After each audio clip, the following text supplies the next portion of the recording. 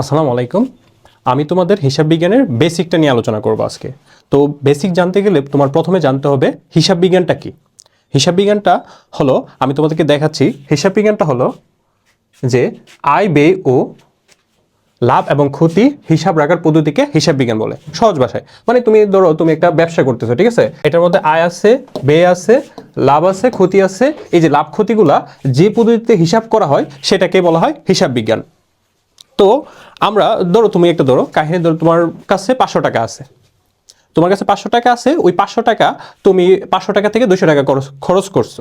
খরচ করার পরে তোমার কাছে কত আছে, এই যে কত আছে ওইটা যে হিসাব করার পদ্ধতিটা, এটাই হলো হিসাব বিজ্ঞান। তুমি যদি হিসাব না করো তাহলে জানবা তোমার কাছে কত আছে।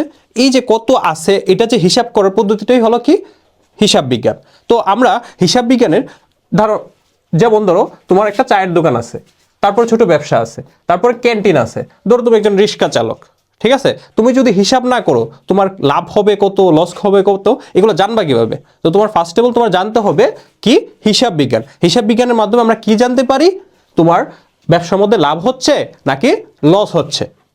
তো আমরা এখন যাচ্ছি, দেখো প্রথমে আমরা দেখব হিসাব বিজ্ঞানটা কাকে বলে। তো হিসাব বিজ্ঞানটা কাকে বলে?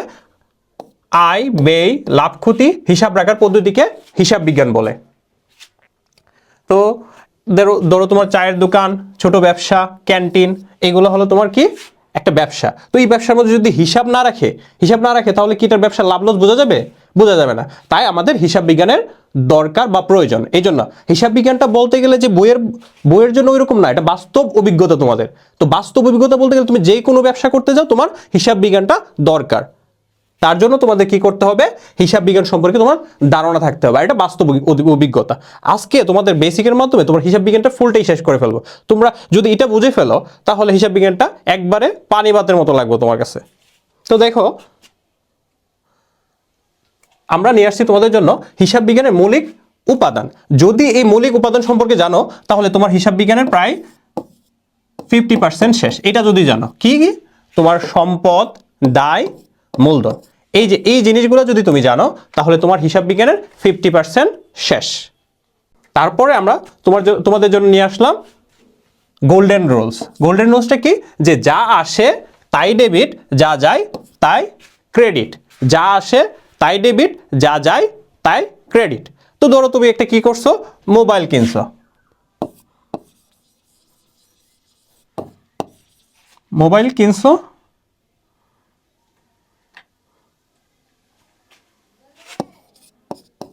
মোবাইল ক্রয়, ধরো তুমি 50,000 টাকায় একটা মোবাইল কিনছো। হ্যাঁ, মোবাইল কিনছো। তো কেনার পরে তোমার এখানে কি, তোমার কি আসছে ব্যবসার মধ্যে? মোবাইল আসছে। তোমার কি আসছে? মোবাইল আসছে।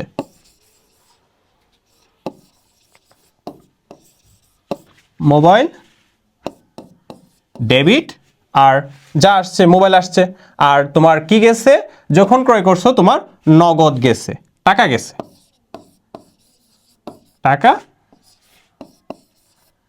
গেছে। তো টাকা যেটা গেছে এটা ক্রেডিট, ঠিক আছে। মোবাইল আসছে, টাকা গেছে। তো যা আসে, এই যে গোল্ডেন, যা আসে তা ডেবিট, যা যায় তাই ক্রেডিট। তারপর আমরা আলোচনা করব যে লেনদেন নিয়ে। তারপর আমরা আলোচনা করব কি নিয়ে? লেনদেন নিয়ে। এখন তোমাদের জানতে হবে লেনদেনটা কি। তো লেনদেনটা কি তোমাদের দেখো, যে অর্থ বা অর্থের মাপকাঠিতে পরিমাপযোগ্য সেবা সেবা ও পণ্য আদান প্রদানকে লেনদেন বলে। এখন লেনদেনটা কি? লেনদেন যদি আমরা না জানি তাহলে আমরা ফাইন্ড আউট করতে পারবো না কোনটা লেনদেন কোনটা লেনদেন নয়। কারণ অনেকগুলো জিনিস আছে যেটা লেনদেন নয়। লেনদেন হইতে গেলে অবশ্যই তোমার কি রাখবো, যে এই বৈশিষ্ট্যগুলো থাকতে হবে। কি কি বৈশিষ্ট্য থাকতে হবে? অর্থের অঙ্কে পরিমাপযোগ্য, আর্থিক অবস্থা পরিবর্তন, দ্বৈত সত্তা, স্বয়ংসম্পূর্ণ ও স্বতন্ত্র, দৃশ্যমানতা থাকতে হবে, এবং একটা ঐতিহাসিক ঘটনা থাকতে হবে। তারপর থাকতে হবে কি? হিসাব সমীকরণের প্রভাব। এটা মাস্ট বি। এই যে এইটা দিয়ে আমরা সবগুলা হিসাব বিজ্ঞানের জাবেদা করব। তারপর তুমি খতিয়ান করতে পারবা, তারপরে তোমার সব কিছুই করা যাবে আর কি। তো দেখো, আমরা প্রথমে যেটা ওইটাকে ব্যাখ্যা করি। কি বলছে এখানে? আচ্ছা, কালারটা চেঞ্জ করি। কি বলছে তোমার? এই যে অর্থের অঙ্কে পরিমাপযোগ্য। তো অর্থের অঙ্কে পরিমাপযোগ্য কথার অর্থটা হলো, যেমন ধরো তোমার ম্যানেজার মারা গেছে,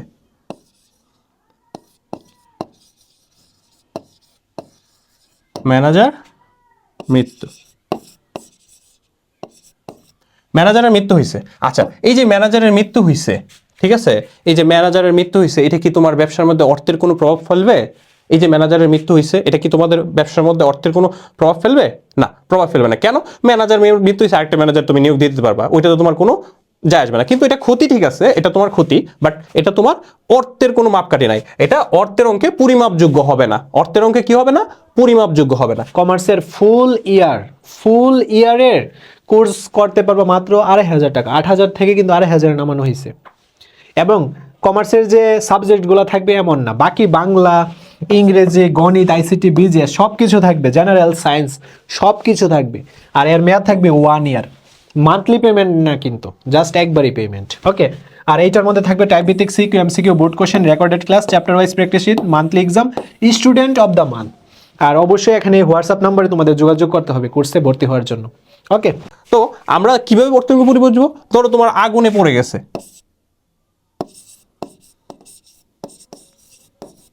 আগুনে পণ্য বিনষ্ট, আগুনে পণ্য বিনষ্ট, ধরো 20,000 টাকা তোমার আগুনে পণ্য বিনষ্ট হয়ে গেছে। তার মানে কি এখানে তোমার কি হয়েছে? যে ব্যবসা থেকে পণ্যটা ক্ষতি হয়ে গেছে, এটাকে অর্থের অঙ্কে পরিমাপ করা যাচ্ছে। এটা কি কি করা যাচ্ছে? অর্থের অঙ্কে পরিমাপ করা যাচ্ছে। এটাই হলো তোমার কি। তারপর আছে তোমার কি? আর্থিক অবস্থায় পরিবর্তন। কি আছে? আর্থিক অবস্থায় পরিবর্তন। তো আর্থিক অবস্থায় পরিবর্তন তোমার কি হতে পারে? আর্থিক অবস্থায় পরিবর্তন হতে পারে তোমার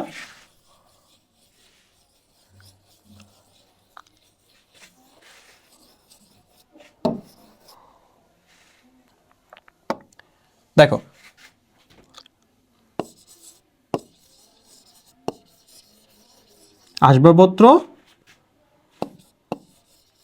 আসবাবপত্র ক্রয় করছো তুমি 50,000 টাকা। আসবাবপত্র ক্রয় করছো তুমি কত টাকা? 50,000 টাকা। এই যে আসবাবপত্র ক্রয় করছো তুমি কত?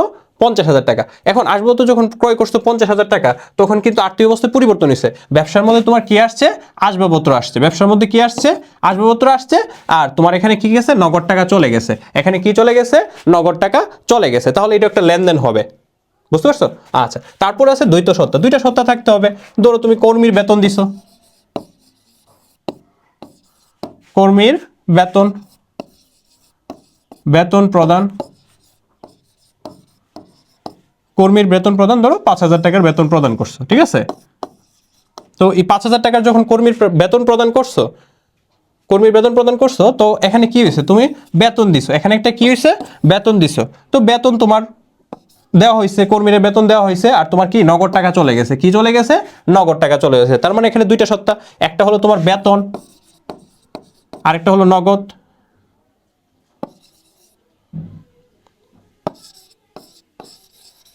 ওকে, তো এখানে তোমার দুইটা সত্তা, একটা হলো বেতন, আরেকটা হলো নগদ।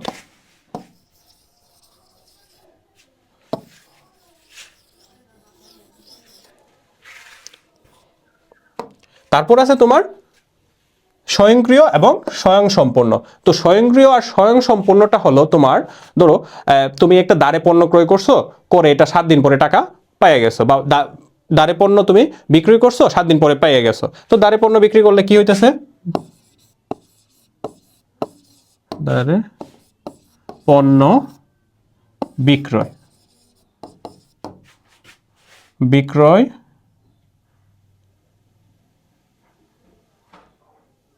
বিক্রয় 5,000 টাকা, যা 7 দিন পরে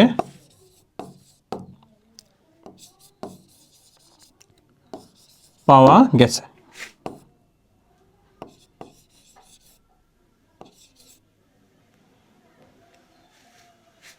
সাত দিন পরে পাওয়া গেছে। তো এখানে তোমার দুইটা লেনদেন হয়েছে। একটা প্রথমে যখন দ্বারে বিক্রি করছে, এখানে একটা লেনদেন সংঘটিত হয়েছে। 7 দিন পরে যখন টাকা পাওয়া গেছে, এখানে একটা লেনদেন সংঘটিত হয়েছে। তো এটাকে বলা হয় স্বয়ংসম্পূর্ণ ও স্বতন্ত্র। স্বয়ংসম্পূর্ণ ও স্বতন্ত্র। তারপর আছে তোমার কি? ঐতিহাসিক ঘটনা। তারপর আছে দৃশ্যমানতা। ঠিক আছে? দৃশ্যমানতা বলতে গেলে ধরো আসবাবপত্র ক্রয় করে আনছো, কি করে আনছো? আসবাবপত্র ক্রয় করে আনছো। তো আসবাবপত্র যখন ক্রয় করে আনবা তাহলে এটা দৃশ্যমান না, বাট এটা যখন অবচয় হবে এটা হলো অদৃশ্যমান। এটা যখন অবচয় হবে সেটা কি হবে? অদৃশ্যমান। তারপরে ঐতিহাসিক ঘটনা। ঐতিহাসিক ঘটনা বলতে গেলে যখন তুমি একটা লেনদেন হিসাব করবা, যেমন ধরো তুমি যখন ক্রয় বিক্রয় করবো তোমার বিভিন্ন দেনাদার থাকবে, অনেক সময় তুমি টাকা পাইতেও পারো, অনেক সময় নাও পাইতে পারো। তো পূর্বের থেকে যে অনেকগুলো আমি দেনাদার করে রাখলাম, দেনাদারের বাট্টা সঞ্চিতি, ওইগুলো হলো গিয়ে ঐতিহাসিক ঘটনা। মানে ঐতিহাসিক ঘটনাগুলো তোমার কি হইতে হবে? লেনদেন হবে। তারপর আছে তোমার কি? হিসাব সমীকরণের প্রভাব। এখন আমরা এটা নিয়ে আলোচনা করব।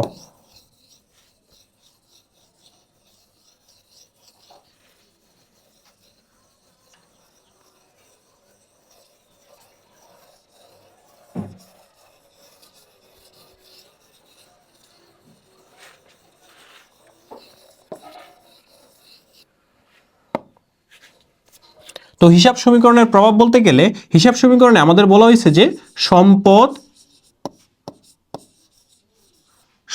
সমান সমান দায় প্লাস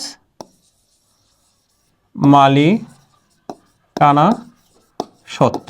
ঠিক আছে, এই যে হিসাব সমীকরণটা বলতে গেলে সম্পদ সমান সমান দায় প্লাস মালিকানা সত্ত্ব। সম্পদ সমান সমান দায় প্লাস মালিকানা সত্ত্ব।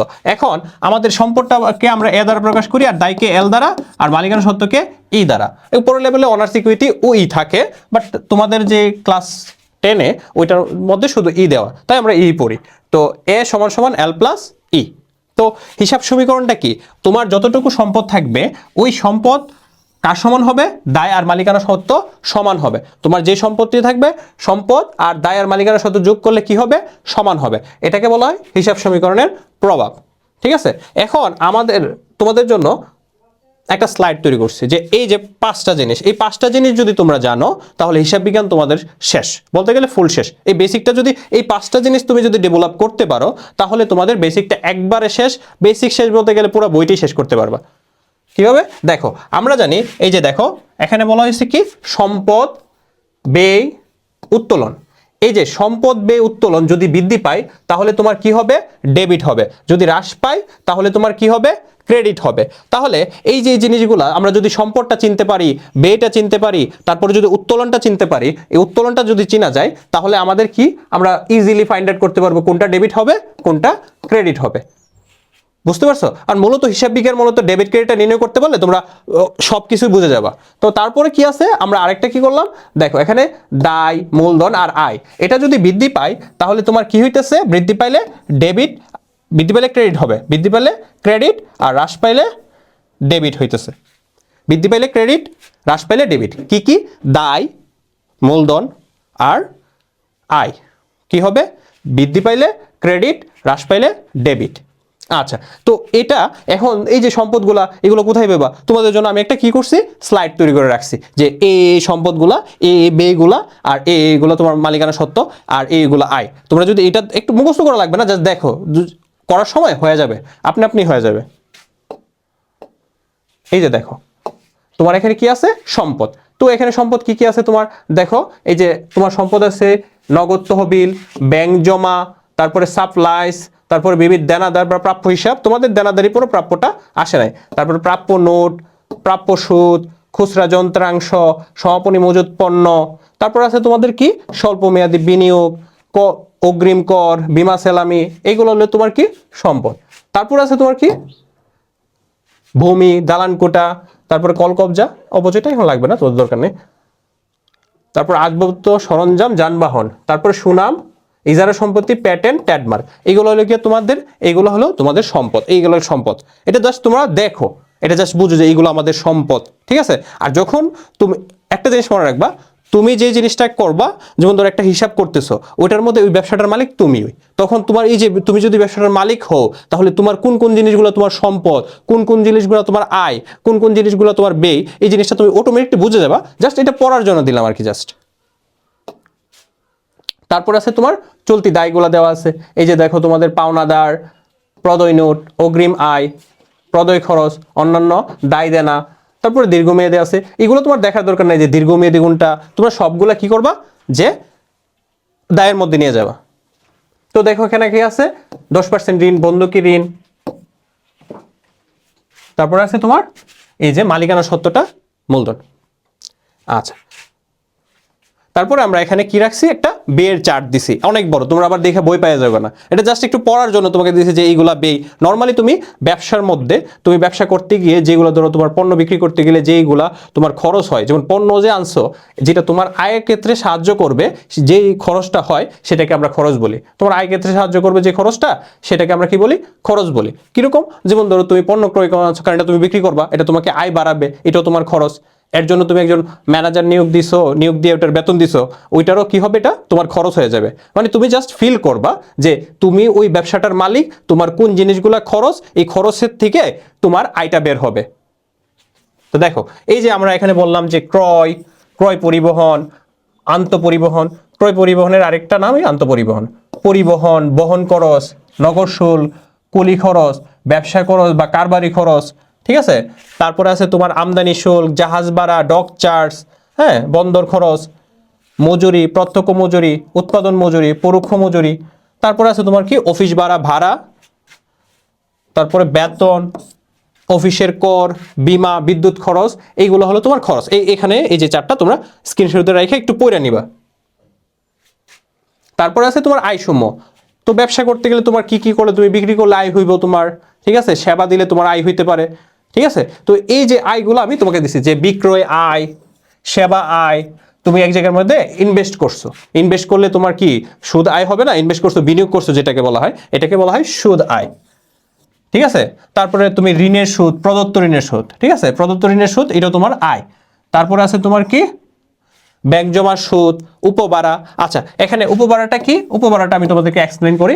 উপভাড়াটা হলো এরকম, ধরো তুমি একজন থেকে একটা ফ্ল্যাট ভাড়া করছো, ভাড়া করে তুমি ধরো এখানে তুমি আরো কয়েকজন মানে পোলাপান উঠাইলা, উঠানোর পরে যে যে তাদের থেকে যে ভাড়াটা নিতেছো, এটা হলো তোমার উপভাড়া, তার মানে এটা আয়। তুমি ধরো 10,000 টাকা ভাড়া নিছো, তুমি এটার থেকে ধরো 20,000 টাকা কামাইতেছো, তো এটা তোমার আয় না। উপভাড়া তুমি যাদের থেকে নিতেছো এটাই তোমার আয়। এখন ওই জায়গার মধ্যে ম্যাক্সিমাম স্টুডেন্ট ভুল করে, উপভাড়াটা কি বুঝতে পারছো। আচ্ছা, তারপরে প্রাপ্ত, লভ্যাংশ, যত প্রাপ্ত পাইবা, এই যে প্রাপ্ত পাইবা, প্রাপ্ত যত পাইবা এটা তোমার আয়। শিক্ষানবিশ স্যালামি, ঠিক আছে, শেয়ার হস্তান্তর ফ্রি, এইগুলো হলো তোমার আয়, ঠিক আছে। আচ্ছা, তারপরে আমরা যে জিনিসটা দেখবো যে আমাদের যে লেনদেন না কোনগুলা, আমি যে একটু আগে তোমাদের বলছিলাম যে লেনদেন জানাটা কেন দরকার, ঠিক আছে। এই যে লেনদেন না কোনগুলা, যেমন ধরো তুমি কি করছো, যে দেখো সকল লেনদেনই ঘটনা, কিন্তু সকল ঘটনা লেনদেন নয়। আমরা এর মানে এই হলো হিসাব বিজ্ঞানে যেসব ঘটনা লেনদেন বলা হয় তার দুটি পক্ষ থাকবে এবং ঘটনাটি অর্থের পরিমাপযোগ্য হবে। বুঝতে পারছো, কি হইতেইব, তার দুটি পক্ষ থাকবে, কি থাকবে, এবং এই যে ঘটনাটা হবে সেটা অর্থের মাপকাঠিতে পরিমাপযোগ্য হবে। যদি অর্থের মাপকাঠিতে পরিমাপযোগ্য না হয় তাহলে হবে না, ঠিক আছে। ধরো তোমার গার্লফ্রেন্ডের মা মারা গেছে, ঠিক আছে, এটা কি অর্থের মাপকাঠিতে পরিমাপযোগ্য, পরিমাপযোগ্য হবে না, ঠিক আছে। তোমার ভালো হইতে পারে। আচ্ছা, তো তারপরে কি বলছে যে ম্যানেজার নিয়োগ বা কর্মী ছাঁটাই। আচ্ছা, ম্যানেজার নিয়োগ করছো, আচ্ছা তুমি ধরো একটা ম্যানেজার নিয়োগ করলা, নিয়োগ করে তোমার ব্যবসার মধ্যে তুমি নিজেকে ব্যবসায়িক ভাবতে হবে যে এটা আমার ব্যবসা, এটার মধ্যে আমি একজন ম্যানেজার। তো ম্যানেজার যখন আমি নিয়োগ করব, তো ম্যানেজার নিয়োগ করলাম, তাকে কি আমি প্রথমে টাকা দিয়ে দেবো? সে তো 1 মাস কাজ করার পরে তারপরে টাকা দেবো। তারপর তার যদি আমি 1 লাখ টাকা দিয়ে রাখি, তাহলে তারে আমি কি করব, এই 1 লাখ টাকা কাজ করার পর আগে তো আর দেবো না। তো প্রথমে আমি নিয়োগ করলাম, তাহলে কি আমার কি খরচ হবে? হবে না। ধরো ধরো তুমি কর্মী ছাঁটাই করে ফেলছো, তাহলে তো তোমার টাকা যাবে না, কারণ তুমি তার মাস শেষ হয়েছে পরেই তো তুমি দিয়ে দিছো, তাকে ছাঁটাই করে ফেলছো, তাহলে এটা কি হবে না, লেনদেন হবে না। ম্যানেজার নিয়োগ, কর্মী ছাঁটাই, সিদ্ধান্ত তৎকালীন কোনো আর্থিক বিনিময় ঘটে না, তাই এটি লেনদেন না। নিচে আমরা ধরো আরো কিছু জানবো যেগুলো হলো তোমার লেনদেন না। যেমন ধরো তুমি পণ্য ক্রয়ের ফরমাইশ দিছো, হ্যাঁ, মানে পণ্যর ফরমাইশ প্রদান, মানে ক্রয় করতে ফরমাইশ পাঠাইছো, ঠিক আছে। তো ক্রয় করতে ফরমাইশ পাঠাইছো যে আমি তোমার থেকে যে 10,000 টাকার পণ্য কিনবো, ঠিক আছে। আমি তুমি ধরো রাস্তার মধ্যে হঠাৎ অ্যাক্সিডেন্ট করছো, করার পরে তুমি কিনো নাই, তাহলে কি এটা কি লেনদেন হবে? হবে না। মানে ফরমাইশ পাঠাইছো যে তুমি কিনবা, যদি কিনতা তাহলে তোমার ব্যবসার থেকে টাকা যাইতো, ব্যবসার থেকে যদি যায় তাহলে এটা হবে লেনদেন, আর যদি না যায় লেনদেন হবে না, ঠিক আছে। ওকে, তারপরে তোমার কি আছে যে ব্যক্তিগত অর্থ থেকে তোমার 100 টাকা চুরি, হ্যাঁ, তোমার ধরো পকেট থেকে টাকা চুরি হয়ে গেছে, ঠিক আছে। আর তোমার পকেট থেকে টাকা চুরি হয়ে গেছে, তো তোমার পকেট থেকে যদি টাকা চুরি হয়ে যায় তাহলে কি এটা লেনদেন হবে? তোমার থেকে যা মন চায় তা হয়ে যায়, লেনদেন হবে না। ব্যবসার কি হয়েছে ওই জিনিসটা মাথায় রাখবা। আর যেইটাই পড়বা, যেই এন্ট্রিটাই পড়বা, আর যেই ব্যবসার এন্ট্রিগুলোই দেওয়া থাকবে, ওইটাকে তুমি মনে করতে পারো। যেমন ধরো একজন মুদিমালের দোকানদার তার কি কি হিসাব থাকতে পারে, তার কোনগুলা আয়, তার কোনগুলা ব্যয়, এই জিনিসটা তুমি কি করতে হবে, তুমি মুদির দোকানদার ভাবতে হইব, তোমার কোনগুলা আয়, তোমার কোনগুলা ব্যয়, এই জিনিসটা তোমরা যদি জানো তাহলে ইজিলি ফাইন্ড আউট করতে পারবা। তা আয় ব্যয় মুখস্থ করতে হবে না, ইজিলি হয়ে যাবে যে এটা তোমার বেসিক সেন্স। আমি আগেই বলে নিছি তোমাদের হিসাব বিজ্ঞান এটা বইয়ের পড়া না, এটা বাস্তব অভিজ্ঞতা তোমাদের, ঠিক আছে? বাস্তব অভিজ্ঞতা নিবা, বাস্তব অভিজ্ঞতা যদি নিতে পারো হিসাব বিজ্ঞানটা একবারে ইজি, তোমরা ইজিলি করতে পারবে। জাস্ট কয়েকটা গড় মুখস্থ করবা যে এডিডি গড় লাগে, বাট বেসিকটা এটাই, এটা যদি পড়ো তাহলে হিসাব বিজ্ঞান ফুলটাই শেষ। বুঝতে পারছো? আচ্ছা, তো দেখো তারপর তোমার আছে কি 5,000 টাকা শেয়ার ক্রয়ের একটা সিদ্ধান্ত নিছো, একটা শেয়ার ক্রয় করবা, ঠিক আছে? ধরো তুমি এবিসি একটা কোম্পানির শেয়ার আসছে বাজারে, তো বলছো যে তুমি তোমার যে সাঙ্গপাঙ্গ আছে ওইগুলারে বলতেছো যে আমি ধরো 100 শেয়ার কিনে ফেলবো, তো এটা সিদ্ধান্ত নিছি। আচ্ছা, আমি যে বললাম যে আমি সিদ্ধান্ত নিছি 100 শেয়ার কিনে ফেলবো, আমি কি কিনছি জিনিসটা? তো আমি কিনে নাই, এটা তো ব্যবসার কিছু হইছে না, তার মানে কি এটা লেনদেন হবে না। আচ্ছা, তারপর তোমাদের আছে, তারপর বলছে এই যে জনাব পরিবার মাসিক এত টাকা বেতনে একজন ম্যানেজার নিয়োগ, একটু আগে বলে দিছি যে মাসিক এত টাকা বেতনে আমি ম্যানেজার নিয়োগ করলাম, ওইটা কি লেনদেন হবে? হবে না। যখন তাকে বেতনটা দেওয়া হবে তখন এটা কি হবে? লেনদেন হবে। আচ্ছা, তারপরে বলছে ব্যক্তিগত তহবিল হতে ছেলের স্কুলের বেতন প্রদান। আচ্ছা, যদি বলতো যে ছেলের স্কুলের বেতন প্রদান, তাহলে ধরে নিতে এটা ব্যবসা থেকে গেছে। এখন বলে দিছে যে ব্যক্তিগত তহবিল থেকে ছেলের স্কুলের বেতন প্রদান, তো ব্যক্তিগত তহবিল থেকে আমি যেটা মন চাই এটা করি, ঠিক আছে? ওইটা আমার ব্যবসার সাথে কোনো সম্পর্কিত না। আচ্ছা, তারপর কি আছে দেখো, ব্যাংক হতে 6,000 টাকা ঋণ গ্রহণ করছো। আচ্ছা, তোমাকে যদি বলতো ব্যাংক থেকে 6,000 টাকা উত্তোলন করা হয়েছে, তার মানে তুমি ব্যবসার ব্যাংক থেকে তুলছো টাকাটা, বাট এখানে বলছে ব্যাংক থেকে তুমি ঋণ গ্রহণ করছো। তো তুমি ঋণ গ্রহণ করছো, তোমার নিজের অবশ্যই তোমার আইডেন্টিটি দিতে হবে, তোমার একটা জামানত দিতে হবে, দেওয়ার পরেই তো তোমাকে ঋণ দিবে, এটা তো ব্যবসার কোনো কানেকশন নাই, ঠিক আছে? তো এটা কি হবে না? লেনদেন হবে না। তারপরে বলছে একজন সুদক্ষ কর্মচারীর মৃত্যু হলে যার মাসিক বেতন এত টাকা। আচ্ছা, একজন সুদক্ষ কর্মচারী আছে, ঠিক আছে, তার মৃত্যু হয়ে গেছে, তার মাসিক বেতন যত থাকে আমার কোনো যায় আসে? হ্যাঁ, এটা ক্ষতি ঠিক আছে, বাট ব্যবসার কোনো ইফেক্ট পড়বে না, তুমি আরেকজন সুদক্ষী পেয়ে যাবা।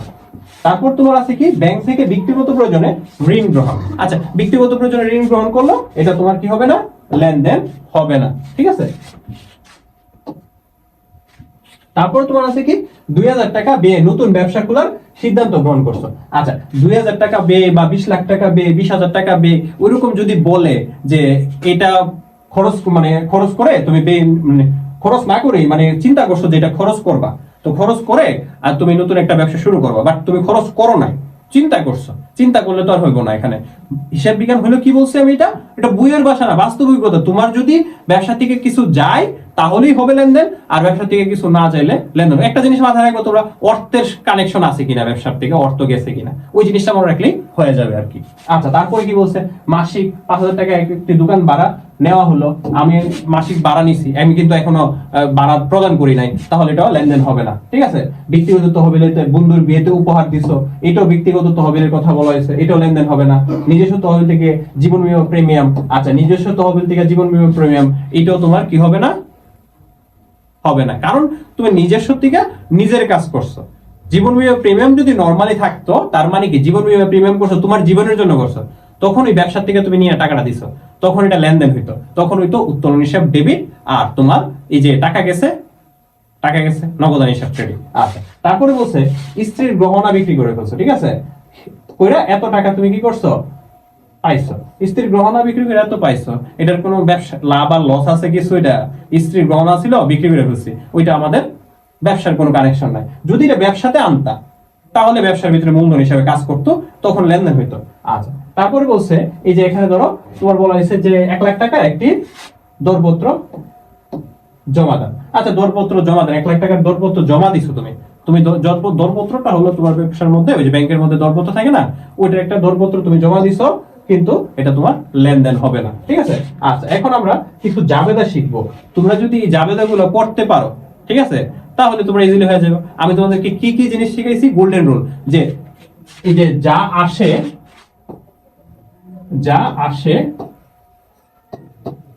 এটা কি ডেবিট, ঠিক আছে, আর যা যায়, ঠিক আছে, যা যায় এটা ক্রেডিট, ঠিক আছে? তো তোমার যেটা আসতেছে এটা ডেবিট, যেটা যাইতেছে এটা ক্রেডিট হয়ে যাবে। ঠিক আছে, বুঝতে পারছো? এখন আমরা দেখো এখানে একটা বড় একটা আছে, দেখো বড়, অনেক বড় একটা আমাদের জাবেদার কথা বলতেছি। তো এটার মধ্যে আমাদের কি কি লাগতে পারে আমি তোমাকে বলি। যেমন ধরো আমরা পড়লাম কি, এই যে ধরো সম্পদ, সম্পদ, ব্যয়,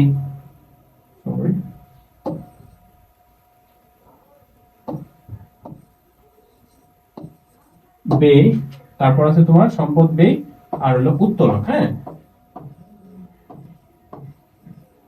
উত্তোলন, এটা যদি তোমার বৃদ্ধি পায়, হ্যাঁ, এটা বৃদ্ধি ডেবিট, আর এটা হ্রাস পাইলে তোমার কি হবে, হ্রাস পাইলে ক্রেডিট। ঠিক আছে, এখন আমরা যদি এই জিনিসটা ফর্মুলাটা মাথায় রাখি, এটা যদি বৃদ্ধি পায় ডেবিট, হ্রাস পাইলে ক্রেডিট। আর আমাদের আরেকটা জিনিস আমরা শিখছিলাম কি, এই যে দায়,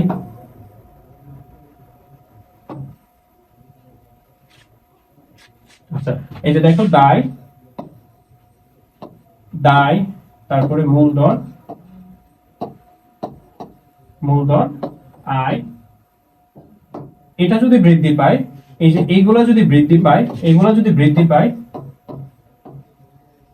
বৃদ্ধি পায়, তাহলে কি হবে, এগুলো বৃদ্ধি পেলে তোমার কি হবে, ক্রেডিট হয়ে যাবে। আর এগুলো যদি হ্রাস পায়, এগুলো হ্রাস পাইলে ডেবিট হয়ে যাবে। ঠিক আছে ভাইয়া, বুঝতে পারছো? ওকে, তো এগুলো যদি বৃদ্ধি পায় তাহলে কি হয়ে যাবে, ক্রেডিট হবে, হ্রাস পাইলে ডেবিট। এটা হলো কি আমাদের রুলস। এটা যদি মনে থাকে তোমাদের, তাহলে ইজিলি তোমরা যে কোনো কিছু করতে পারবে, ইজিলি করতে পারবে।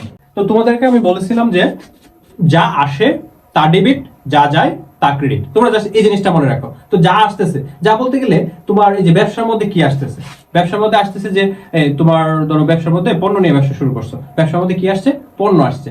এটা ব্যবসার মধ্যে কি হিসেবে কাজ করতেছে, এটা মূলধন হিসেবে কাজ করতেছে না? এই যে এটা হলো তোমার কি মূলধন হিসেবে কাজ করবে। কথা অর্থ বুঝছো? তো ব্যবসার মধ্যে যা আসে ডেবিট, যা যায় তা ক্রেডিট। ক্লিয়ার? আচ্ছা, তো এখন আমরা দেখি। তো একটি প্রতিষ্ঠানে 50,000 টাকা নিয়ে নগদ, 50,000 নগদ, 1,00,000 টাকা আসবাবপত্র এবং 20,000 টাকা ঋণ নিয়ে ব্যবসা শুরু করেছে। এখন আমি তোমাদের যে শর্টকাট কথাটা বলছি, যে কি বলছিলাম, যা আসে, তো ব্যবসার মধ্যে কি নগদ টাকা আসছে, তাহলে নগদ যদি আসে তাহলে কি হবে, নগদান হিসাব,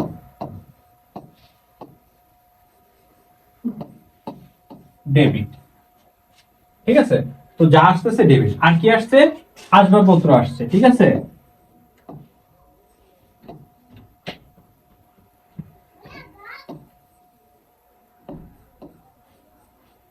পত্র হিসাব ক্রেডিট। ঠিক আছে, আর কি আসছে, ব্যাংক থেকে ঋণ নিছো, ব্যাংক থেকে ঋণ নিলে তোমার কি হইতেছে, ব্যাংকের টাকা তোমার বাড়তেছে। কারণ তুমি দেখো ব্যাংকে যখন ঋণ নিবা, ব্যাংকে কি অ্যাকাউন্ট খোলা ছাড়া তোমাকে ঋণ দিয়ে দিবেও, তোমাকে একটা অ্যাকাউন্ট খুলতে হবে। তো অ্যাকাউন্ট যখন খুলবা, ঋণ যখন আবেদন করবে, ব্যাংকে অ্যাকাউন্টের ভিতরে টাকাটা আসবে, তার মানে কি ব্যাংক হিসাব ডেবিট। নরমালি নগদও করা যায়, অনেকে নগদ হিসাব ডেবিট করে, বাট এটা অরিজিনাল জাবেদাটা হলো ব্যাংক হিসাব ডেবিট। ঠিক আছে, আচ্ছা দেখো, তাহলে এখানে আমাদের ব্যাংকের টাকাও আসছে,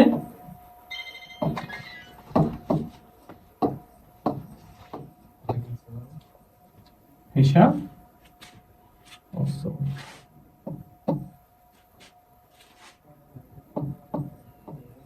ডেবিট।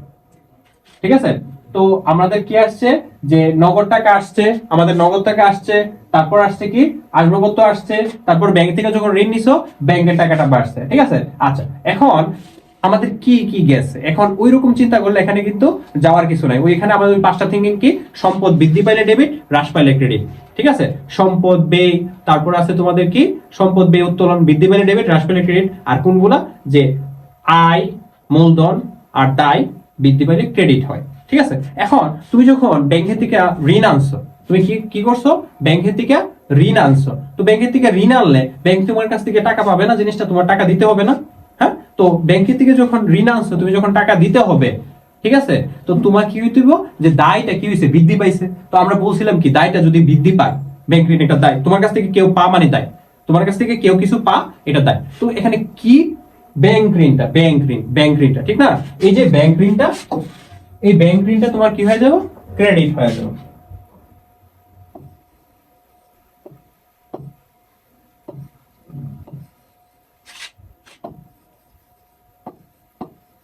ব্যাংক ঋণ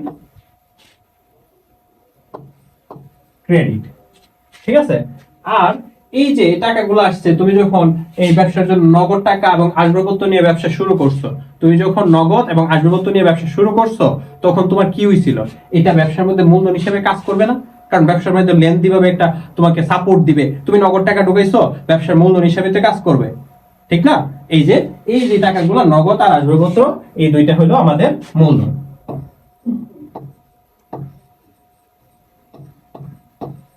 মূলধন হিসাব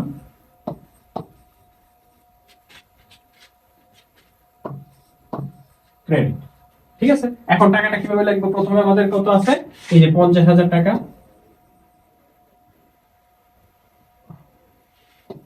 50,000। তারপর আছে তোমাদের আসবাবপত্র কিনছে 1,00,000 টাকা, ঠিক আছে। ব্যাংক থেকে ঋণ নিছে 20,000 টাকা। ওকে, এই যে আমাদের ব্যাংক ঋণ হবে কত? 20,000, ঠিক আছে।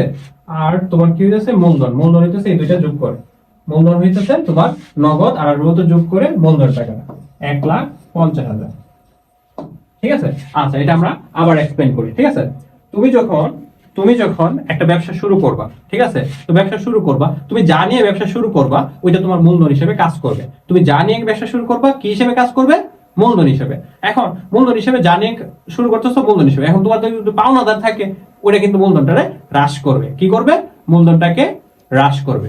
এখন আমরা যে এই জিনিসটা বলছিলাম যে একটি প্রতিষ্ঠানে নগদ এত টাকা আসবাবপত্র এবং এত টাকা ব্যাংক ঋণ নিয়ে ব্যবসা শুরু করা হয়েছে, তার মানে ব্যবসার মধ্যে কি কি আসছে? আমাদের নগদ টাকা আসছে, আসবাবপত্র আসছে, ব্যাংক থেকে ঋণ নিয়েছে, ব্যবসা কিন্তু ব্যাংকের টাকাটা বাড়ছে, ব্যবসার ব্যাংকের টাকা বাড়ছে, এই তিনটা জিনিস আমাদের বাড়ছে, ঠিক আছে, যা আসে ডেবিট, ঠিক আছে। এবং এইগুলো তোমার কি হইতেছে? এই যে আমাদের ব্যাংক ঋণটা, এখন সে আমাদের পাইতেছে না জিনিসটা, ব্যাংক ঋণ, ব্যাংকের যে তার থেকে যে ঋণটা নিলাম, তার থেকে যে ঋণটা নিলাম সে আমাদের থেকে পাইতেছে অবশ্যই। তো পাইলে কি হইব? এই ব্যাংক ঋণ হিসাবটা ক্রেডিট হয়ে যাবে, কারণ সেটা দায় বৃদ্ধি পাইলেই ক্রেডিট হয়, দায় বৃদ্ধি পাইলে কি হয়? ক্রেডিট হয়। আর এখানে মূলধন হিসাবটা ক্রেডিট। কিভাবে?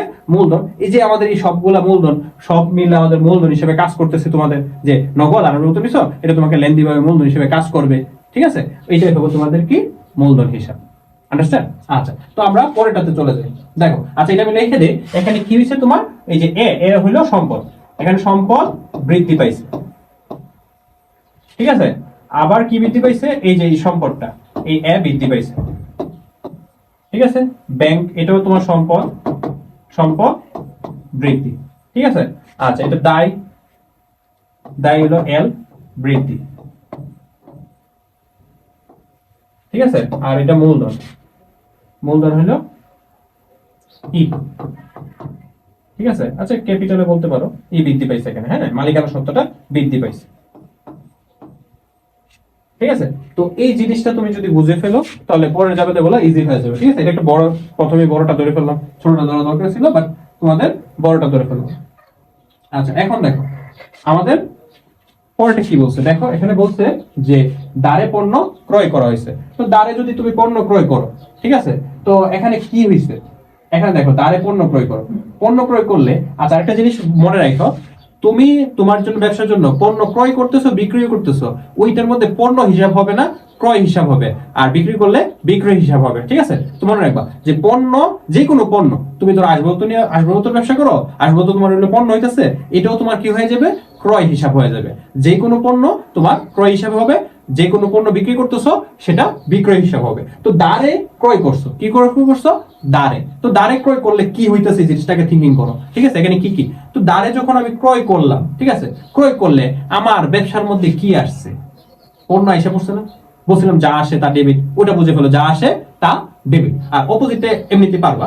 তো দেখো, এখানে আমাদের কি হইতেছে যে আমি যখন পণ্য ক্রয় করছি, ব্যবসার মধ্যে আমাদের পণ্যটা আসছে। কি আসছে? পণ্যটা আসছে। তো পণ্যটা আসলে তাহলে ক্রয়, বলছি যে আমি যদি কোনো পণ্য ক্রয় করি তাহলে এটা ক্রয় হবে, তাহলে ক্রয়, তাহলে আমরা লিখবো কি? ক্রয় হিসাব, ক্রয় হিসাব আমাদের ডেবিট, ঠিক আছে। এই যে ক্রয় হিসাব ডেবিট। এখন দ্বারে সে আমার থেকে, আমি যখন কিনে আনছি অবশ্যই তাকে নগদ টাকা দিতে হবে, আর নগদ টাকা না দিলে বলবো যে আমি পরে তোমাকে টাকাটা দিব, সে আমার থেকে পাইতেছে। তো আমার থেকে যদি সে পায় তাহলে কি হবে? দ্বারে পাওনাদার হিসাব,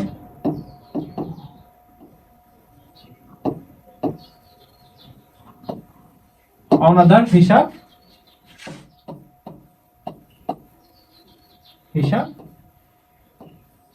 ক্রেডিট। ঠিক আছে, তো এটা কি হইতেছে? পাওনাদার হিসাব ক্রেডিট। তো পাওনাদার হিসাব ক্রেডিট মানে কি, যে এখানে কত টাকা ছিল? এই যে 25,000 টাকা। 25,000 টাকা। তো এখানে আমাদের কি বৃদ্ধি পাইছে? দেখো, ক্রয় হইল, ব্যয় বৃদ্ধি পাইছে।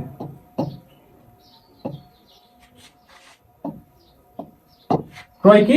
ব্যয় বৃদ্ধি পাইছে। ব্যয় বৃদ্ধি পাইলে কি হয়? ডেবিট হয়। ব্যয় বৃদ্ধি পাইলে কি হয়? ডেবিট হয়। পাওনাদার কি? দায়। দায় বৃদ্ধি। এখন আমরা জানি কি, দায় বৃদ্ধি পাইলে কি হয়? ক্রেডিট হয়। এখন আমরা যদি এই জিনিসগুলো বুঝতে পারি, কোনটা বৃদ্ধি পাইলে কি, কোনটা হ্রাস পাইলে কি, এটা বুঝতে পারলে ইজিলি আমরা জাবেদা করতে পারবো। আমাদের একটা থিঙ্কিং যদি জানা থাকে তাহলে ইজিলি। তো দেখো, প্রথমে আমি বলছি যে দাঁড়ে পণ্য ক্রয় করছি। তো দাঁড়ে পণ্য ক্রয় করছি মানে ব্যবসার মধ্যে কি আসছে? তোমার ধারণা থাকতে হবে ব্যবসার মধ্যে কি আসছে? পণ্য আসছে। তা আমি বলছিলাম যে পণ্য ক্রয় করো, বিক্রি করো। ক্রয় করলে ক্রয় হিসাব হবে, আর বিক্রি করলে বিক্রয় হিসাব হবে। তাহলে এখানে কি হইতেছে? তো দাঁড়ে যখন পণ্য ক্রয় করছো, ঠিক আছে, ব্যবসার মধ্যে কি আসছে?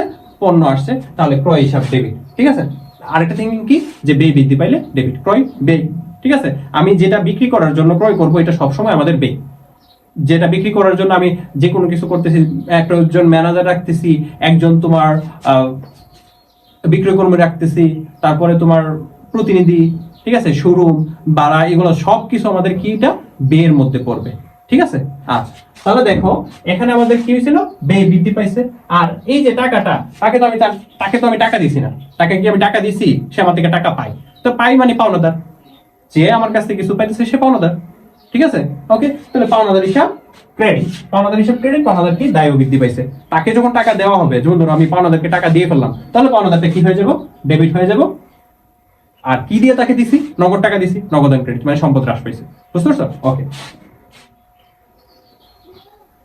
তারপরে বলছে এই যে ব্যাংক হতে ঋণ গ্রহণ। এটা ব্যবসার জন্য ব্যাংক থেকে ঋণ গ্রহণ করলাম আমি। ঠিক আছে, তো ব্যাংক থেকে যদি আমি ঋণ গ্রহণ করি তাহলে কি হবে? ব্যাংক থেকে ঋণ গ্রহণ করলে কি হবে? যে ব্যাংক থেকে ঋণ গ্রহণ করছি, তার মানে কি? টাকা দিছে। তো আমি বলছিলাম যে ব্যাংক হিসাব হবে, ব্যাংকে টাকা বাড়ছে, হিসাব খুলতে হয়। ব্যাংক হিসাব ডেবিট। আচ্ছা, তো অবশ্যই যে একটা দায় বৃদ্ধি পাইছে, ওই দায়টার নামটা হবে ব্যাংক ঋণ হিসাব।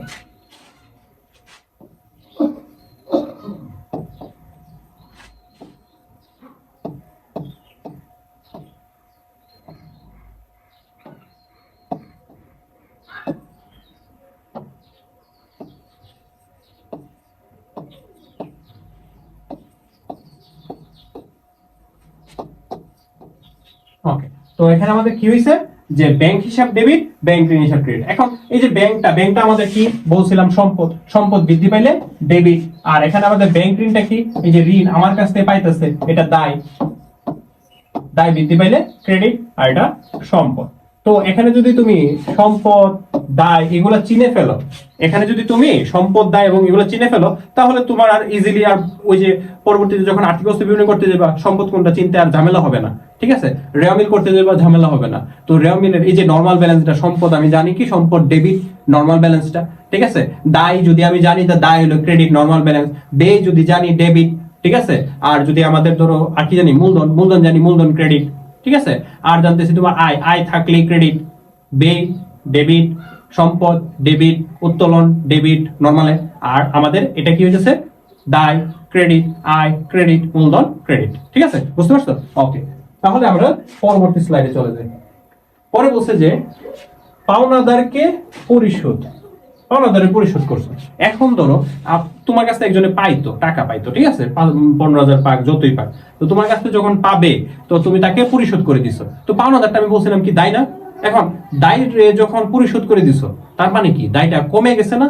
তো আমি বলছিলাম যে দায়টা যদি কমে যায়, মানে তোমার কাছ থেকে তো শেয়ার পাবে না, বলতে পারবো যে আমি তোমার কাছ থেকে পাবো, তুমি তার টাকা দিয়ে দিছো, শেয়ার বলতে পারবো তোমার কাছ থেকে পাইবো না। তখন কি করতে হইব? যে পাওনাদার কমে গেছে, কমলে কি? ডেবিট। কি দিয়ে কমাইছো? নগদ দিয়ে। তো নগদ দিয়ে কমাইলে নগদান ক্রেডিট। ইজিলি লাগতেছে তো? দেখো এই সেন্সটা তোমার ডেভেলপ করতে হবে। ফার্স্ট একটু কষ্ট হবে সেন্সটা ডেভেলপ করা, কোনটা সম্পদ, কি বলতেছি না বলতেছি ওরকম, বাট এটা এরকম না। তুমি যদি 5টা সেন্স বুঝো, কি 5টা সেন্স? এই যে সম্পদ, ব্যয়, তারপর কি উত্তোলন, বৃদ্ধি পাইলে ডেবিট, হ্রাস পাইলে ক্রেডিট। ঠিক আছে, আর একটা জিনিস কি, ব্যয়, আয়, মূলধন আর হলো তোমার দায়, বৃদ্ধি পাইলে ক্রেডিট হয়ে যায় আর হ্রাস পাইলে ডেবিট হয়ে যায়।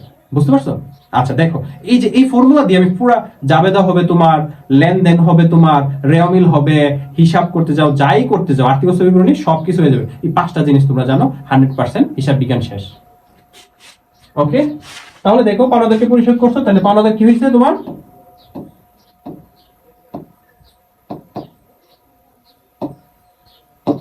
ঠিক আছে? তো পাওনাদার তোমার কি হয়েছে, কমে গেছে। তা পাওনাদার কমলে কি, পাওনাদার হিসাব ডেবিট। পাওনাদার কমলে মানে দায় কমলে, দায় কমলে কি হয়, ডেবিট হয়। এখন কি দিয়ে কমাইছো তুমি, কি দিয়ে কমাইছো, থিঙ্ক করো, কি দিয়ে কমাইছো? এমনিতে বললে যে কমাইলা হইব, সে টাকা পা, টাকা দিয়ে কমাইছি, তো ব্যবসা থেকে অবশ্যই টাকা দিছো, তাহলে টাকা দিলে কত হইতেছে, নগদান কমছে।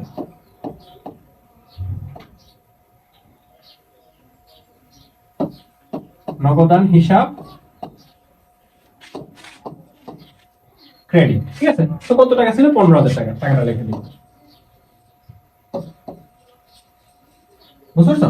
তো এই যে আমাদের এখানে যে জাবেদাটা করলাম, এখানে আমাদের এটা জানলাম যে এখানে কি দায়টা, এই যে দায় কি হইছে, হ্রাস পাইছে। এই যে দায়টা কি হইছে, হ্রাস পাইছে। এখানে আমাদের কি সম্পদ হ্রাস পাইছে। ঠিক আছে, সম্পদ কি হইছে তোমার, হ্রাস পাইছে। বুঝছো? তো এখানে তোমার দায়ও হ্রাস পাইছে, সম্পদ হ্রাস পাইছে। যখন আমরা হিসাব সমীকরণের প্রভাবটা পড়বো, ইজিলি তুমি এটা করতে পারবা, কারণ তুমি এখানে জেনে ফেলতেছো যে এটা কি জন্য হইছে। হ্যাঁ, এটা কি জন্য এই জাবেদাটা হইছে, মুখস্থ তো আমরা করবো না, এটা কি জন্য হইছে এই জিনিসটা তোমার জানতেই হবে। তো মোট কথা তুমি যদি এই 5টা থিঙ্কিং জানো, হ্যাঁ, ওইটা ইজিলি ভাবে তুমি সবকিছু পারবা। ঠিক আছে, আমি আশা করি। ঠিক আছে, আর এই ক্লাসটা সম্পূর্ণ করার পরে আমি বিলিভ করি, ঠিক আছে, তোমাদের হিসাব বিজ্ঞানের প্রবলেম হবে না। ওকে, তারপর আছে তোমার এই যে, তারপরে বলছে যে দারে, হ্যাঁ, বাকিতে। দার মানে কি, বাকিতে। বুঝছো? এই যে বাকিতে, দার মানে কি, বাকিতে। তো বাকিতে তোমার কি করছে, পণ্য বিক্রি করছে। আচ্ছা, পণ্য বিক্রি করছে মানে কি, তোমার আয়। পণ্য বিক্রি করছে মানে কি, তোমার আয়। তো বিক্রি করলেই বিক্রি ক্রেডিট, আর ক্রয় করলেই ব্যয় ডেবিট। ঠিক আছে, ওইটা মনে রাখবা আর কি। আচ্ছা, তো বাকিতে বিক্রি করছে। ঠিক আছে, তো তোমাকে আমি বলছিলাম যে বিক্রি করছে, আয়।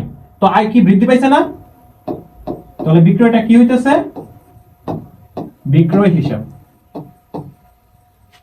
হিসাবটা কি হইতেছে, ক্রেডিট হইতেছে। কেন, আয় বৃদ্ধি পাইছে। ঠিক আছে, এখানে কি বৃদ্ধি পাইছে, আয় বৃদ্ধি। ঠিক আছে, আচ্ছা, তো এখানে যে আয়টা বৃদ্ধি হইছে, এখন বিক্রি করলে, এখন যখন বিক্রি করলে সে আমাকে টাকা দিবে না, অবশ্যই সে আমাকে টাকা দিবে। যদি টাকা না দেবা যে ভাইয়া পরে আমি তোমাকে টাকাটা দেবো, ঠিক আছে, বা তোমার পরিচিত তো এরকম, ভাইয়া পরে আমি টাকাটা দেই, ওইরকম বলবে আর কি। তো পরে দেওয়া মানে কি, সে, তুমি যদি কারো কাছ থেকে পাও সেটার নাম হয় দেনাদার, আর তোমার কাছ থেকে যদি কেউ পাও সেটার নাম হয় পাওনাদার। ঠিক আছে, তো তুমি কারো কাছ থেকে পাইছো, বিক্রি করলে তুমি কারো কাছ থেকে পাবা। ঠিক আছে, তুমি যদি কারো কাছ থেকে পাও তাহলে তার কি হবে, এটা দেনাদার হিসাব ডেবিট। ঠিক আছে, ওকে। তো দেনাদার মানে কি, এখানে তোমার কি হইছে, এখানে তোমার সম্পদ। হ্যাঁ, দেনাদার মানে কি, তোমার সম্পদ বৃদ্ধি। তো এখানে তোমার আয় বৃদ্ধি পাইছে, সম্পদ বৃদ্ধি পাইছে। এখানে তোমার কি বৃদ্ধি পাইছে, আয় বৃদ্ধি পাইছে, সম্পদ বৃদ্ধি পাইছে। বুঝতে পারছি? ওকে, তারপর আমাদের পরেরটাতে চলে যায়। আচ্ছা, এখন বলছে যে দেনাদার হতে প্রাপ্ত। এই যে আগে যে আমরা করছিলাম যে আমি দারে পণ্য বিক্রি করছি, তো বিক্রি করলে দেনাদার হিসাব ডেবিট, আর হলো তোমার কি হয়েছিল, বিক্রয় হিসাব ক্রেডিট। এখন এই যে দেনাদার থেকে আমি টাকাটা পেয়ে গেছি, টাকা পাওয়া কি, নগদ টাকা পাওয়া না জিনিসটা, দেনাদার তো আমাকে কাগজ দিব, টাকা দিব না। তো যখন আমার এর বাস্তবিকতা, তুমি জাস্ট মাথায় রাখো যে বাস্তবিক, দেনাদার টাকা দিছে, তুমি কারো কাছ থেকে পাইতা, সে তোমাকে টাকা দিছে। টাকা দেওয়া মানে কি, তোমার নগদ টাকা বাড়ছে। তো তোমার কি যা আসতেছে, কি আসছে, তোমার নগদ আসতেছে। তো নগদটা আসতেছে নগদান হিসাব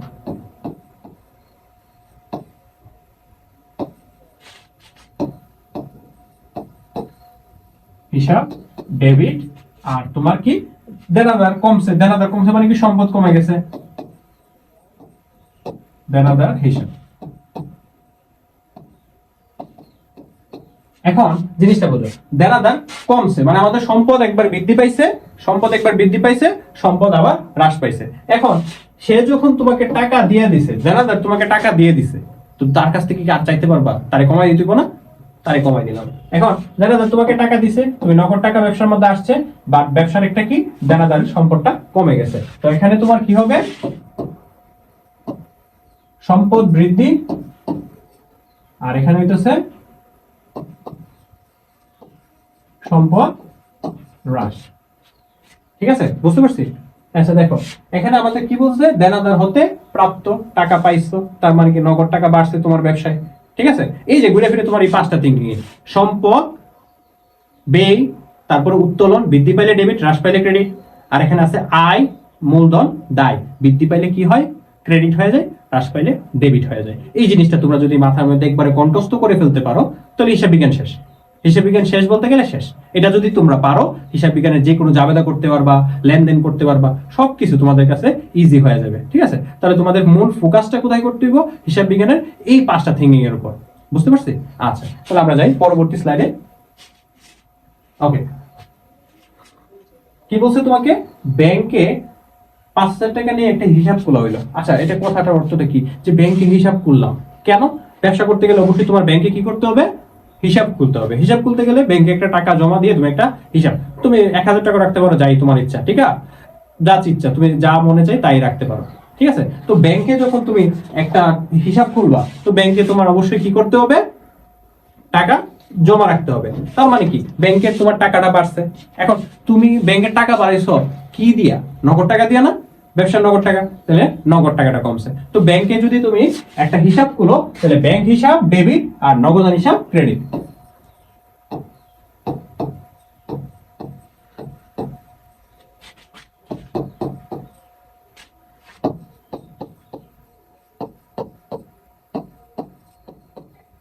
হিসাব ক্রেডিট। আচ্ছা, এখানে কি হইতেছে? এই যে ব্যাংক একটা সম্পদ, এটা একটা সম্পদ। একবার সম্পদ বৃদ্ধি পাইতেছে, একবার সম্পদ রয়েছে। এক সম্পদ বৃদ্ধি করে আরেক সম্পদ কমাচ্ছে। ঠিক আছে, বুঝতে পারছি?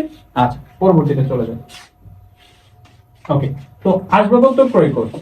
ঠিক আছে, এখন তোমার যদি বলা থাকে তুমি আসবাবপত্র ব্যবসায়ী, তখন এটা পণ্য হয়ে যাবে। আর যদি বলা না থাকে তুমি আসবাবপত্র ব্যবসায়ী, তাহলে এটা পণ্য হবে না, এটা তোমার সম্পদ। আসবাবপত্র তোমার সম্পদ, তোমার চেয়ার টেবিল তোমার সম্পদ। ব্যবসা করতে গেলে চেয়ার টেবিল যেগুলো আছে এগুলো কি তোমার সম্পদ? এগুলো বিক্রি করবা? তুমি বিক্রি করবে না, কারণ তুমি ধরো পণ্য ক্রয় বিক্রয়কারী প্রতিষ্ঠান, তুমি ধরো মুদিমালের ব্যবসা করো। ঠিক আছে, ওইখানে কি আসবাবপত্র তুমি বিক্রি করবা? তুমি তো জাস্ট মুদিমালের পণ্য বিক্রি করবা। বুঝতে পারছো? তাহলে এটা তোমার কি হয়ে যাবে? সম্পদ। যেটার মধ্যে যে আসবাবপত্র তুমি বিক্রি করতেছো, এটা তোমার সম্পদ। তাহলে আসবাবপত্র ক্রয় করছো, তার মানে কি আসবাবপত্র বাড়ছে।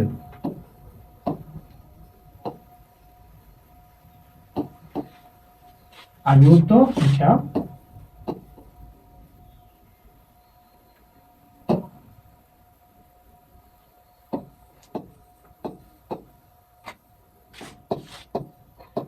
ডেবিট। এখন আসবাবপত্র ক্রয় করছো, তোমাকে এমনি এমনি আসবাবপত্র দিয়ে দিব? অবশ্যই তোমার টাকা দিতে হবে। তাহলে কি দিছো? নগদ টাকা দিছো, তোমার নগদ কমছে।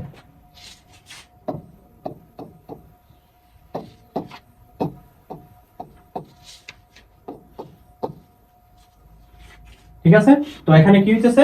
আসবাবপত্র তোমার একটা সম্পদ, এই যে সম্পদ বৃদ্ধি পাইছে একবার, আর তোমার এখানে হইতেছে কি? আর নগদ নামক যে সম্পদটা, এটা তোমার কি হয়েছে? হ্রাস পাইছে। বুঝতে পারছি? আচ্ছা, এখন আমরা পরবর্তী স্লাইডে যাই। ওকে, তারপর বলছে অফিসের যে ভাড়া, তুমি যে অফিস নিছিলা, হ্যাঁ, এটার ভাড়া পরিশোধ করছো। ভাড়া পরিশোধ করলে কি দিতে হইব? তোমার নগদ টাকা দিতে হইব। তো নগদ তোমার কি হয়ে গেছে? চলে গেছে। তাহলে বুঝে গেল না যে নগদ মানে সম্পদ চলে গেছে। তাহলে সম্পদ কি হয়েছে? হ্রাস পাইছে, ক্রেডিট, নগদটা ক্রেডিট। এটা বুঝে গেলাম।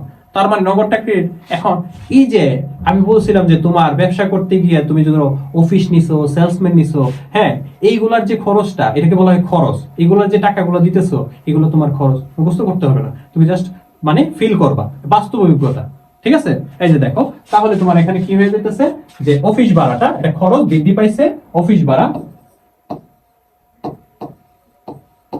অফিস ভাড়া হিসাব ডেবিট। আর তুমি কি? তোমার নগদ টাকা চলে গেছে। ভাড়া পরিশোধ করছো মানে কি? নগদ চলে গেছে। নগদান হিসাব ক্রেডিট। ঠিক আছে, এখন এই যে আমাদের এই জিনিসটা হইলো, এখানে কি হয়েছে, অফিস ভাড়া খরচ বৃদ্ধি পাইছে বা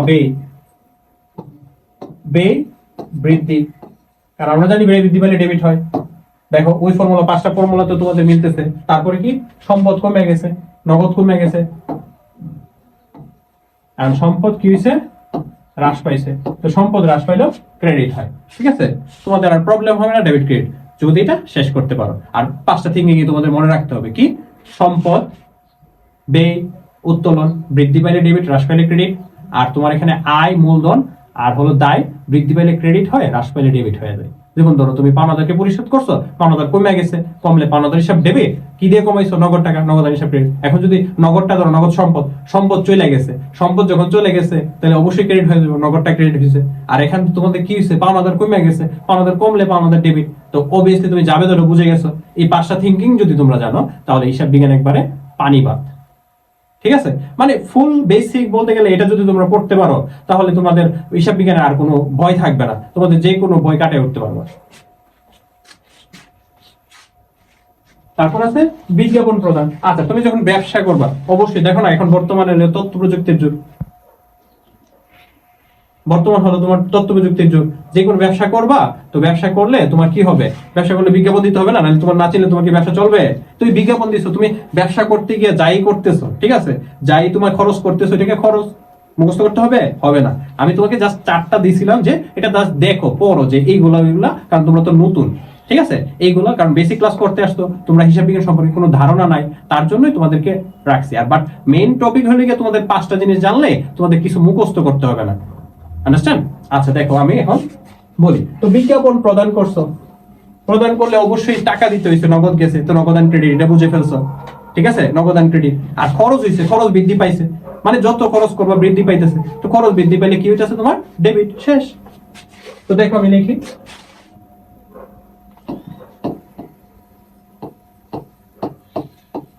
বিজ্ঞাপন হিসাব ডেবিট, আর তোমার কি, নগদ টাকা চলে গেছে, নগদান হিসাব ক্রেডিট। বুঝতে পারছো? তো বিজ্ঞাপনটা এখানে তোমার কি হইতেছে, বিজ্ঞাপনটা হইতেছে তোমার ব্যয়।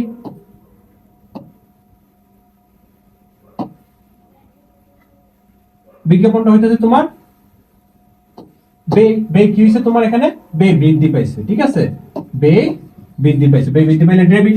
আর এখানে তোমার সম্পদ, ঠিক আছে, সম্পদ কি হয়েছে, হ্রাস পাইছে। ঠিক আছে, তো এই সম্পদ হ্রাস পেলে ক্রেডিট হয়। বুঝতে পারছো? ওকে, তাহলে আমাদের পরেরটা চলে যায়। পরে বলছে তোমার এই 8,000 টাকা সেবা প্রদান করে নগদ এত টাকা। আচ্ছা, ব্যবসা কিন্তু আমাদের এখানে যে ক্রয় বিক্রয়ের প্রতিষ্ঠান আছে, আবার আছে তোমার সেবামূলক প্রতিষ্ঠান। ব্যবসা কিন্তু আমার দুইটা আছে। সেবামূলক প্রতিষ্ঠান, যেমন ধরো তুমি নাপিতের কাছে গেছো, চুল কেটে দিছে, তুমি যদি বাসার পয়সা এখান থেকে অর্ডার করো, হবে তোমার অবশ্যই যাইতে হবে, নাহলে নাপিত তোমার কাছে আসতে হবে, এটা একটা সেবা। তো ডাক্তার দেখাইতেছো, এটাও তোমার কি একটা সেবা। উকিলের কাছে গেছো, এটাও সেবামূলক প্রতিষ্ঠান। বুঝতে পারছো জিনিসটা? ওকে, তাহলে এখানে আমাদের কি বলছে, যে তুমি এক ব্যক্তিকে সেবা প্রদান করছো, করে 5,000 টাকা পাইছো। তার মানে কি, তুমি যেটা পাইছো এটা ডেবিট হবে, এটাও তুমি বুঝছো। আর কি করবা, তুমি যখন সেবা প্রদান করছো, তুমি ধরো ডাক্তার, তুমি একজন রোগীকে সেবা প্রদান করে তুমি ধরো পাইছো, তুমি 8,000 টাকার সেবা প্রদান করছো, পাইছো হইলো গিয়ে তুমি 5,000 টাকা। তার মানে প্রথমে তুমি তো নগদ করবা 5,000 টাকা, আর বাকিটা তুমি তার কাছে পাইবা। তুমি কারো কাছ থেকে পাইলে সেটাকে বলা হয় কি, দেনাদার। আর তোমার কাছ থেকে যদি কেউ পা, সেটাকে বলা হয় পাওনাদার। তার মানে আমি কি, এখানে কি হইছে, যে এখানে হইছে যে আমি কারো কাছ থেকে পাই, কি, আমি কারো কাছ থেকে পাই। তো আমি যদি কারো কাছ থেকে পাই, সেটা হবে কি, দেনাদার। ঠিক আছে, আবার আমি পাইছি কত, এখানে নগদ টাকা পাই গেছি 5,000, তাহলে দেনাদার হবে কত, 3,000 টাকা। আর বাকিটা কি, সেবা। বুঝতে পারছো? ওকে, দেখো এখানে আমি লিখি জায়গাটা। তো এখানে আমাদের হইতেছে কি, নগদ পাইছি, তো নগদান, নগদান হিসাব ডেবিট। আরো পাবো, কি পাবো, আরো 3,000 টাকা পাবো, এটা হলো দেনাদার। আমি কারোর কাছ থেকে পাইলে কি হবে, দেনাদার, দেনাদার হিসাব ডেবিট। ঠিক আছে, দেনাদার হিসাব ডেবিট। আর এই যে এইগুলা কিভাবে পাইছি আমি? সেবা দিয়ে পাইছি না? সেবা আয় বৃদ্ধি পাইছে, তো আয় বৃদ্ধি পাইলেই ক্রেডিট। বলছি বিক্রয় করলে বিক্রয় ক্রেডিট, আর সেবা দিলেই সেবা, বিক্রি করলে বিক্রয় ক্রেডিট, সেবা দিলে সেবা ক্রেডিট। তাহলে কি হবে এটা? সেবা, সেবা আয়, হিসাব ক্রেডিট। ঠিক আছে, বুঝতে পারছো? আচ্ছা টাকাটা দেখো, টাকাটা এটা লিখে দিই, কারণ টাকা আছে এই জন্য টাকাটা এটা লিখে দিই। 5,000, 3,000 ডেবিট সাইডে, আর ওইদিকে 8,000 টাকা। ঠিক আছে, এই যে দুইটা সাইড মিলবে, আমরা যখন জাবেদা করবো দুইটা সাইড মিলবে। আমি তোমাদের ওই যে সাইডটা এগুলা গড় পরে শেখাবো, এটা জাস্ট তুমি যদি এইগুলা নিয়ে প্র্যাকটিস করো, ঠিক আছে, তোমাদের হিসাব বিজ্ঞান আর কিছু লাগবে না আশা করি। এই যে ফার্স্ট ক্লাসে হিসাব বিজ্ঞান শেষ। তারপর আছে তোমার আসবাব প্রত্যয় অবচয়। কি আছে? আসবাব প্রত্যয় অবচয়। আচ্ছা অবচয়টা বলতে কি, এটা তোমার তো বুঝতে হবে। ধরো তুমি একটা নতুন একটা মোবাইল কিনছো, ঠিক আছে, কিনে আনছো, ধরো 10,000 টাকাতে কিনলা বা 20,000 টাকাতে কিনলা। কেনার পরে ওইটা যখন তুমি ধরো ইউজ না করলে, বর্তমানে ইউজ না করলে, পরবর্তীতে যখন বেচতে যাইবা, ওইটা কি ধরো তুমি 10,000 টাকা কিনছো, এটা কি 10 বেচতে পারবা? কমে যাবে না? এই যে কমে যায়, যে এটার মূল্যটা হ্রাস পায়, এটাকে বলা হয় অবচয়। ধরো আসবাবপত্র কিনছো, আসবাবপত্র কিনা ধরো তুমি কি করলা, এটা ইউজ না করে রাখা দিলা, তারপরে কিন্তু সেম দামে বেচতে পারবে না তুমি, কারণ এটা অবচয় আছে, যে টাইম গেছে, এটা মানে অকিজ হইছে, এটা হলো কি হিসাব বিজ্ঞানের ভাষায়, বুঝতে পারছো? তাহলে অবচয় হইলেই অবচয় হিসাব ডেবিট, পুঞ্জীভূত অবচয় হিসাব ক্রেডিট।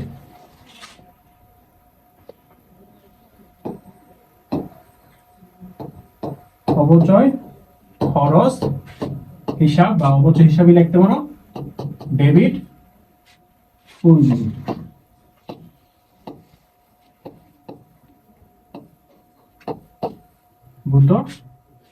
অবচয়, অবচয় এটা ব্র্যাকেটে যার অবচয় হয়েছে ওটা লিখে দিবা, আসবাবপত্র। ঠিক আছে, আসবাবপত্রটা পুঞ্জীভূত অবচয় হিসাব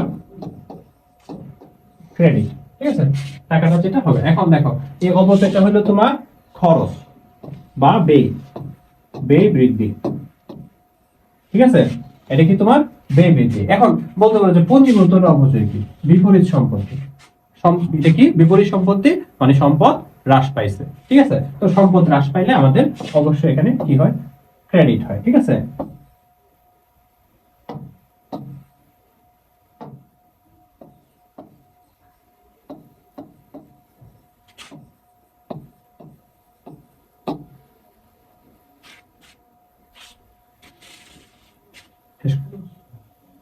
এটাই ছিল তোমাদের বেসিক ক্লাস।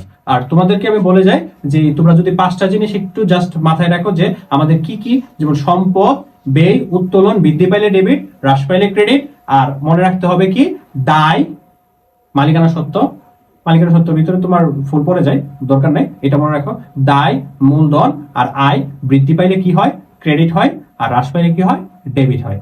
এটা যদি মনে রাখো এবং জাবেদাগুলো এটা দিয়ে প্র্যাকটিস করো, তাহলে তোমার কি হয়ে যাবে? লেনদেনও বুঝতে পারবা, কোনটা লেনদেন কোনটা লেনদেন না। লেনদেনের ফুল অধ্যায়টা শেষ করে ফেলতে পারবা ইজিলি। তোমার পরবর্তী যে অধ্যায়গুলো আছে এটাও ইজিলি করে ফেলতে পারবা। সবকিছু আর্থিক বছর একবারে পানি ভাতের মতো ক্লিয়ার হয়ে যাবে। বলবা যে এত সোজা? মানে সবাই আর্থিক বছরের বই ভয় পায়। কেন ভয় পায়? তারা চিনে না যে এটা সম্পদ, এটা দায়, এটা বলো। তোমরা চিনে বলবো মানে কি? বাস্তব অভিজ্ঞতা নিবা, যে এটা তুমি ব্যবসা করতেছো, এটা তোমার ব্যবসার সম্পদ। ঠিক আছে, ওকে, তাহলে আসি আজকের মতো, পরে আবার দেখা হবে। কমার্সের ফুল ইয়ারের কোর্স করতে পারবো মাত্র 2,500 টাকা। 8,000 থেকে কিন্তু 2,500 নামানো হয়েছে। এবং কমার্সের যে সাবজেক্টগুলো থাকবে এমন না, বাকি বাংলা, ইংরেজি, গণিত, আইসিটি, বিজিএস সব কিছু থাকবে, জেনারেল সায়েন্স সব কিছু থাকবে। আর এর মেয়াদ থাকবে 1 ইয়ার। মান্থলি পেমেন্ট না কিন্তু, জাস্ট একবারই পেমেন্ট। ওকে, আর এইটার মধ্যে থাকবে টাইপ ভিত্তিক CQ, MCQ, board question, recorded class, chapter wise practice sheet, monthly exam, student of the month. আর অবশ্যই এখানে হোয়াটসঅ্যাপ নম্বরে তোমাদের যোগাযোগ করতে হবে কোর্সে ভর্তি হওয়ার জন্য। ওকে।